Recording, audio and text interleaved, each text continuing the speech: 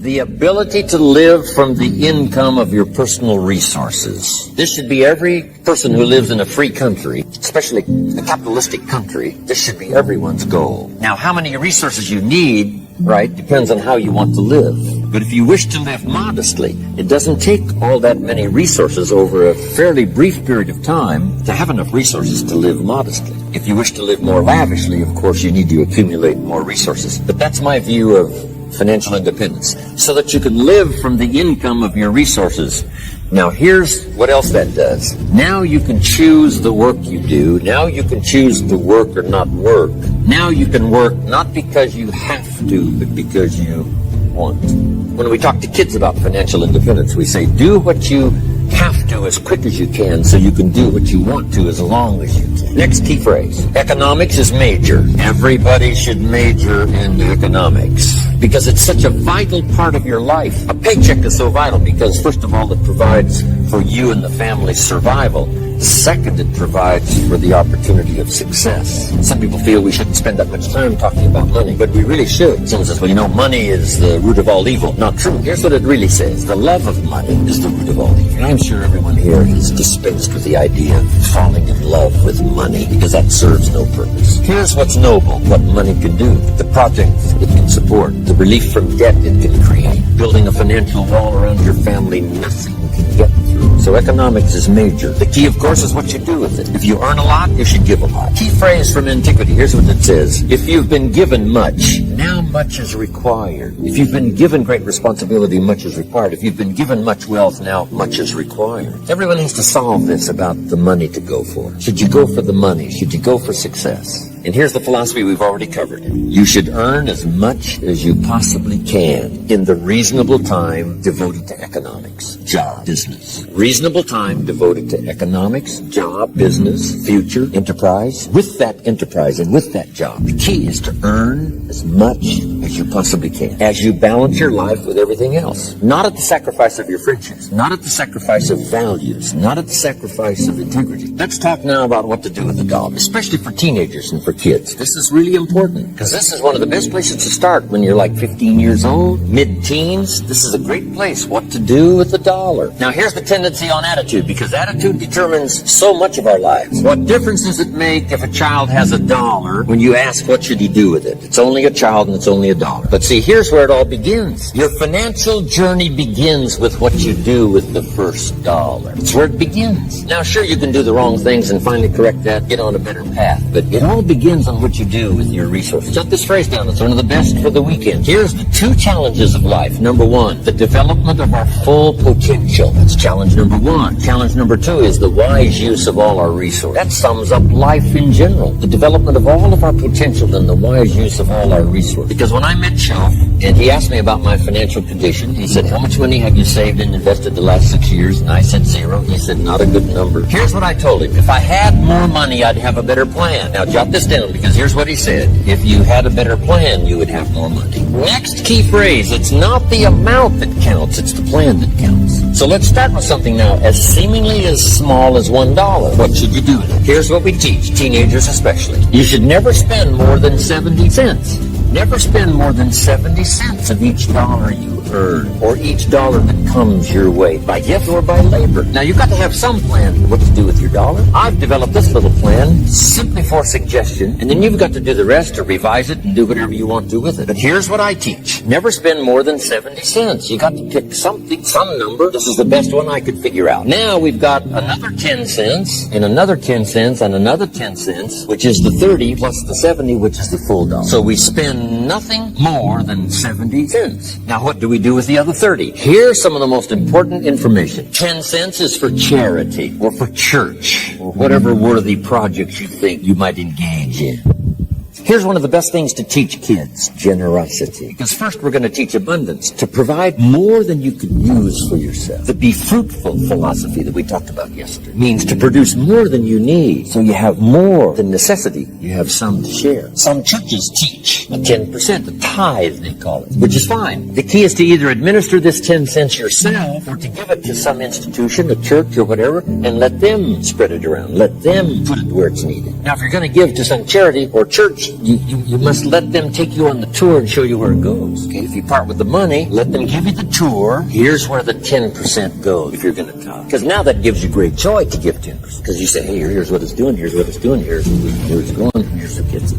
Now, the next 10 cents is called the use of capital. I have the unique privilege now to teach capitalism in Russia. When I first went, I told you, 8,000 in my class in Moscow. I teach capital. Let me give you now my definition of capital and capitalism. It's just in a couple of sentences. Because Marx was wrong. Lenin was wrong. They didn't understand capitalism. Here's what they taught. Capitalism is a big company that abuses its workers. I mean, how ridiculous can you be? Anybody can abuse another person. We don't call it capitalism. One child can abuse another child. We don't call it capitalism. One family can abuse another family. We don't call it capitalism. People can abuse other people. That's not. So whether it's a big company, it's wrong no matter what it is. But they said, no, that's capitalism. A big company that abuses its workers. That's ridiculous. Wish I'd have been back there to debate this.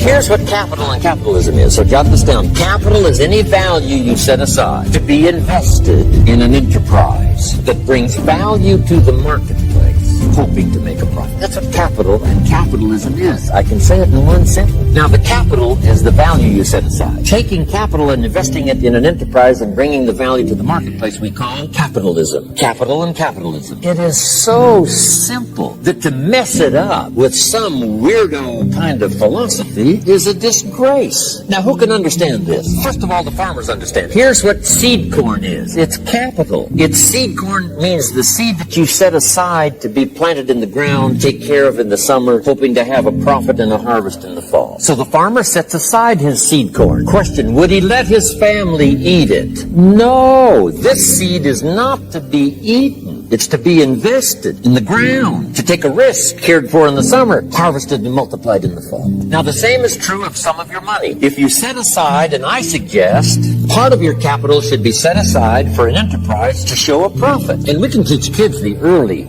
fundamentals of capitalism. If a child buys a bottle of soap for $2 and sells it for $3, maybe he goes next door and says, Miss Brown, I've got this soap. Mama uses it. It's really terrific. I need to make a little extra money. If you bought the soap, I could make a little extra money. It's only $3. And I'm here just next door. I take care of you when you work. Pretty simple. Ms. Brown says, well, to be honest with you, I've got plenty of soap. Kid says, you better let me come in and check. Kids don't need sales courses. They don't need 13 closes. Now, Mrs. Brown said, okay, you got me. Here's my $3. I'll buy a bottle of soap. Now we must teach the child what to do with the $3. So jot this down. Here's what we say. You must now set aside the $2 that you first invested, buy another bottle of soap. He said, well, that's true. You can't spend the whole $3. You'd be out of business. Kids can understand this stuff. Some adults, you see, don't know this. So you can't spend the whole $3. You got to set aside $2 so you can buy another bottle of soap so you can sell it for $3 and make a profit of $1. Now, once the kid has $1 profit, now what should he do with the $1? This is the formula that I've come up with, what to do with that $1. Don't spend more than 70 cents. 10 cents for church or charity. 10 cents to invest back into your business so that someday you can buy more than one bottle. You don't have to be General Motors to understand the mechanics of capitalism. Now, guess what we call this little kid that's now engaged in this enterprise and is making a profit? We call him a capitalist. And the communists used to say those no good capitalists.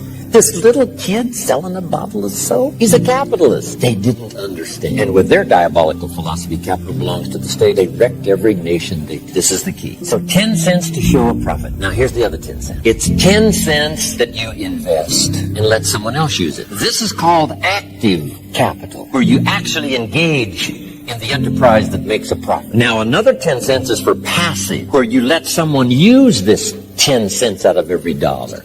They use it, and they pay you for the use of this money. That's called passive capital. So we've got active capital and passive capital. Maybe you invest this in a stock, eventually, if you have enough money, and the stock pays your dividends, and also there may be an increase in the value of the stock. So this is the little formula I come up with. 70, 10, 10, and 10. It's very simple. And kids can figure it out, kids can understand. Enterprises that kids can be involved in starting early. Charlie said, right? Got his kids involved in enterprise, making a profit, showing a profit. Now, when you first start, if you're an adult now, you may be in such bad shape financially that you couldn't do the 70, 10, 10, and 10. If you're in real bad shape, you may have to do the 97, 1, 1, and 1, because it may take this to pay your bills if you haven't had a good plan up until now. But jot this down now. It's not the amount that counts, it's the plan that counts. So let's say you were in such poor financial shape, you had to start 97, 1, for charity, 1%, another 1% for active capital, another 1% for passive. Now here's the key. To get these numbers starting up and get this number starting down. If you will actually do this, you can't believe how exciting it is to watch the numbers change. Remember what Job said. If you will change what? Everything will change for you. If you start to change, I'm telling you, these numbers will start to change. And the first thing you know, these numbers keep going up, until finally you can get to the 70, 10, 10, and 10. Now, when you make a lot of money, these numbers all have to change again. You know, if you're making fortunes, you can't spend 7%. That would be obscene. I probably spend less than 10% of my income. So this number, this is where I had to start, 97, 1, 1, and 1, finally getting to 70, 10, 10, and 10. But now, as time has passed for me, and my fortunes have increased, this 70 has gone way down to 10.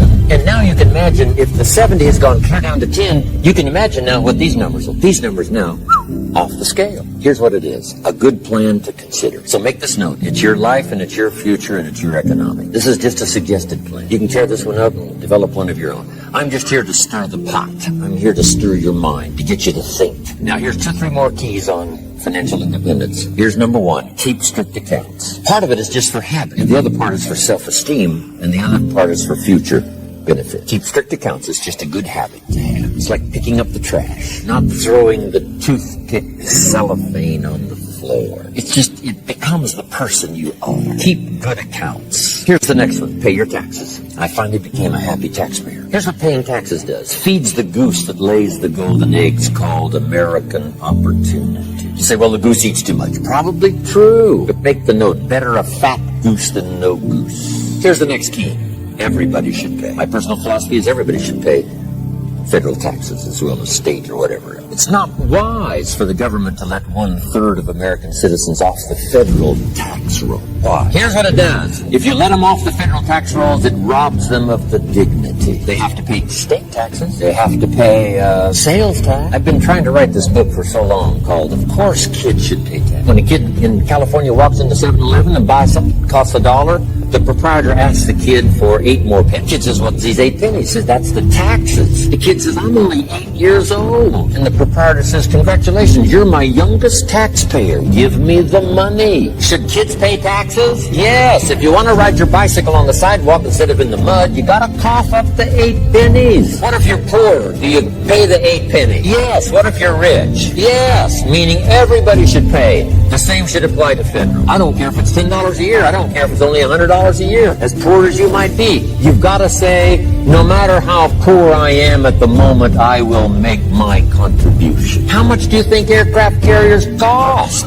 We pay our taxes so a policeman will walk the beat so we can sleep like a baby. Hey, the Air Force doesn't sleep. The Army doesn't sleep 24 hours. So you can sleep as much time as required. Peace of mind. You got that down now? I got to pay for my aircraft carrier. I got to pay some young volunteer that risks his life on night landings on an aircraft carrier. You got to pay if you want that kind of security in the world. Of course, we may disagree sometimes with government policy and all the rest, but I'm telling you, everybody needs to pay. Now, here's one of the best stories ever written. According to the record, Jesus and his disciples one day were at the synagogue, and on this occasion, they had an interesting project, and that was to stand outside the synagogue as people started coming in, putting money in the treasury of the synagogue. And as Jesus and his disciples stood outside watching the people come by, putting their money in the treasury, it said some came with large amounts, put them in the treasury. It said some came by with modest amounts, some came by with small amounts. Then along comes a little lady, and she puts 2 pennies in the treasury. And Jesus said to his disciples, look at that. They said, 2 pennies? What's 2 pennies? He says, no, you don't understand. She gave more than everybody else. They said, 2 pennies is more than everybody else? He said, yes, because I'm positive her 2 pennies represented most of what she had. So since she gave most of what she had, she gave the most. Now here's what did not occur in the story.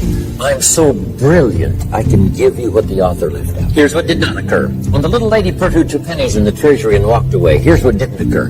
Jesus didn't run after this little lady and said, hold it, little lady. My disciples and I have decided that you're so pitiful and you're so poor. We have decided to take the 2 pennies out of the treasury and give them back to you. I'm telling you, that did not occur. If it would have occurred, she would have been what? Insulted. It was only 2 pennies, but it was most of what I had. Would you rob me of the joy of giving my 2 pennies? So that scene did not occur. So jot this down. Jesus left her 2 pennies in the treasury, even though she was poor. What does that mean? Everybody needs to pay, even if it's only 2 pennies.